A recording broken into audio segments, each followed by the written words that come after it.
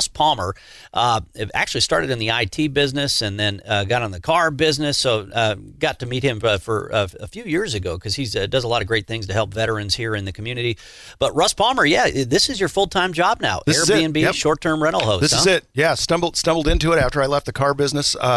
Ended up having a house that had some rental property, was renting it to actually some young veterans coming out of service, and that kind of ended, and had a friend say, hey, this is a perfect place to Airbnb, and I didn't even know what it was, and so away we went. My wife and I jumped downstairs, kind of fixed it up, and started hosting guests. It's been an amazing experience, Aaron. I mean, I've met people from all over the world. The stories that I've heard are incredible. And so, just as you mentioned a few weeks ago, Nicole Cromwell, who's heading up the Project Recode, which is a very, very large undertaking that they've come up with. They're trying to update. And I appreciate what they're doing. Yeah. They do need to update all the city codes because there's some antiquated city codes out there. But while we're updating the city codes, why don't we, allow for technical innovation and business innovation instead of go back to the Stone Ages even further with blocking new technologies and options for Billings people to make a little extra money here. Well, I think as these things go, you get a lot of consultants involved in this. You understand politics. You get consultants and people with opinions and points of views that all come in and give their 2 cents worth.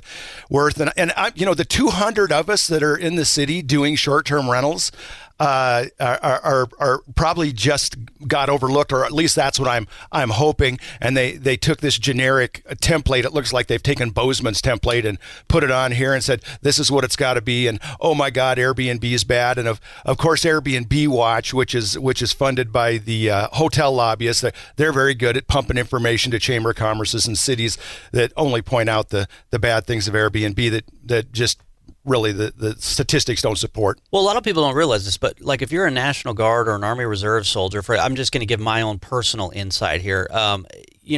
When you do your 1 week in a month drill training, they don't pay for your housing. Oftentimes, sometimes they'll do it, but sometimes you get in a position where they don't pay for your housing, and so you got to find your own housing. So, for example, when I've traveled for that type of training before, it's even paying for a room on the base is more expensive than me going and getting an Airbnb. It simply is unaffordable to pay the high rate for even renting a room on the base. So I did an Airbnb, and it was kind of cool because it's a little cheaper. You got a place to stay, but what would my other option be? But also, it's a great way for people to get a little extra income, and help pay off your house. So I guess just talk about being a short-term rental host and just how good of an opportunity it is for people like you and others in the Billings area to have a little extra income.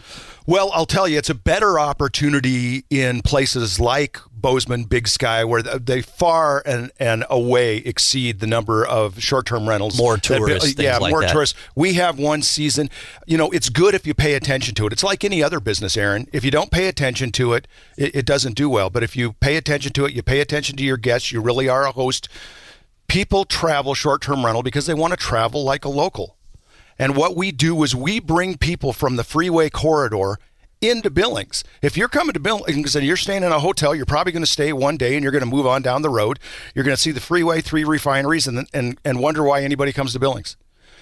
But once you come into the city, and I hear this story again and again, I had no idea that Billings even had a downtown. I heard this last week from a guy that was doing the Sportsman show here out of Denver. He said, I had no idea Billings even had a downtown. This is amazing. Always stayed out there at the Boot Hill Inn. Great little place, but just never explored. And some people, will still choose hotels. Like if I'm going to travel a lot of places, I'm just the type that I it's nice to have your privacy. It's nice to just check in, have the comfort so you know what to expect from a hotel.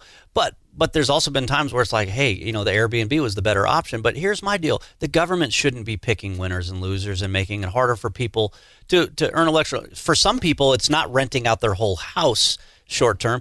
For some, it's they have a room in their house. And it's a small part of the market, Aaron. That's about 25% of the Billings market. 75% of the market is people renting out a home or an apartment that they own, or like I do, sign leases on with landlords because they're just tired of people kicking their doors in and tearing the cabinets out and all that. I take care of things. I come with $1 million of insurance, all of that good stuff that landlords really love with a tenant.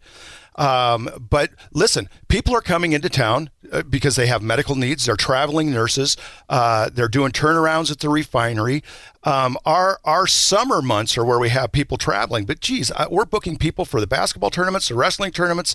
You know, we've got the girls' basketball tournament going on up here with the colleges. They come in for a ton of different reasons. And a lot of times they like to stay in somebody's home because they feel like they get to know people and kind of, hey, tell me where should I go while I'm in town? Things like that. So how are you regulated right now? How are you taxed right now? And how would that change based on what the city of Billings is? Yeah, well, right now we're taxed by the state. We pay the same state tax that any hotel, lodging taxes, all that stuff, which supports tourism. Yeah. And the nice thing is Airbnb just deducts that and sends a check every quarter to the state for all of us. So it's very streamlined, very easy.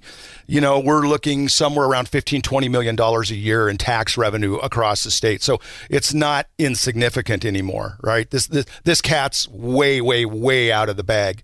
You look at some areas that are really making millions and millions a year on short-term rental revenue. Billings isn't that place. Okay. Last year we generated about $3.1 million. You throw in food and all of that good stuff, we're about a $6.2 million impact.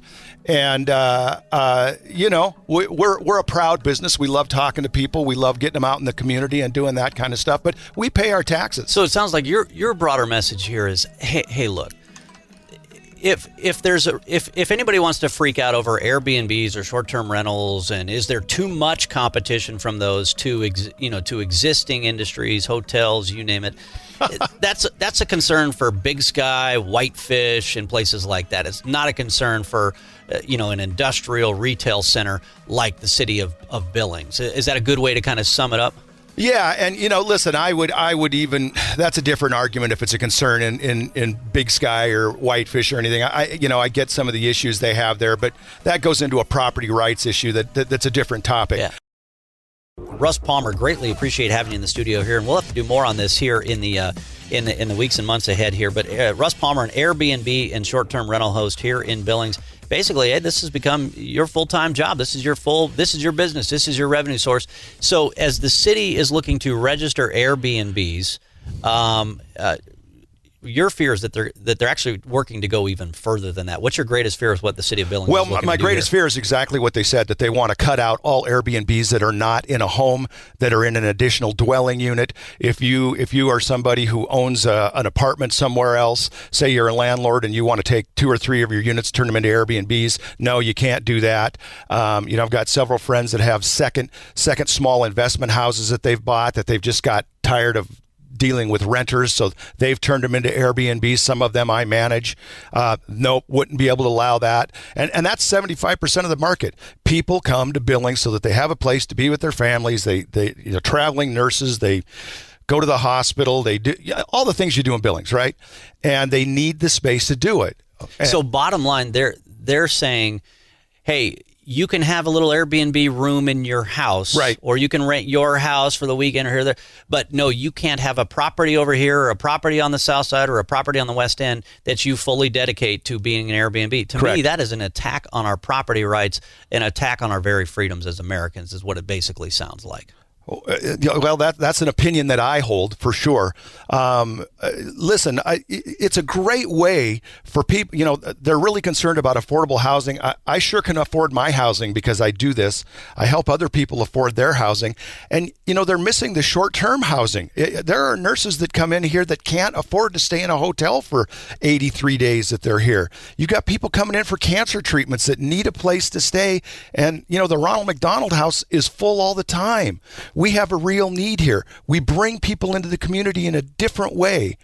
Well, and we were talking during the break too, hey, we got some great hotels here in Billings, and there's a lot of people who will still choose to go to the hotels for that experience and the service that you get there. But you were saying you got like two apartments right across the street from us here, right on Montana Avenue, close to the bars, close to the restaurants, for like, depending on the time of year, $60 a night. Somebody can come get a fully furnished apartment, hang out the whole weekend, so people might end up spending more time and more money in Billings as a result. Statistically, they do. They spend twice as much time. Airbnb travelers spend twice as much time in a community as a traditional hotel motel traveler. Very interesting. Well, Russ Palmer, I know we're out of time today, but keep us posted on this, and I'll reach out to the city because we certainly want to hear their take on this as well. But hey, it's important that voices like yours get a chance to be heard. You got a Facebook page where people are already jumping in on this conversation. Yeah, absolutely. Billings Host Group.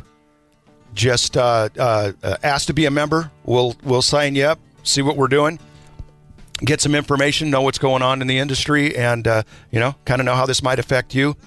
And hit me up if you're interested. If you've been interested in Airbnb and would like to start one, I'd be happy to have a conversation with you. All right, great. Well, Russ Palmer, great to have you in studio. Thanks for dropping in, and keep us posted. All right, thank you, Aaron. I appreciate it.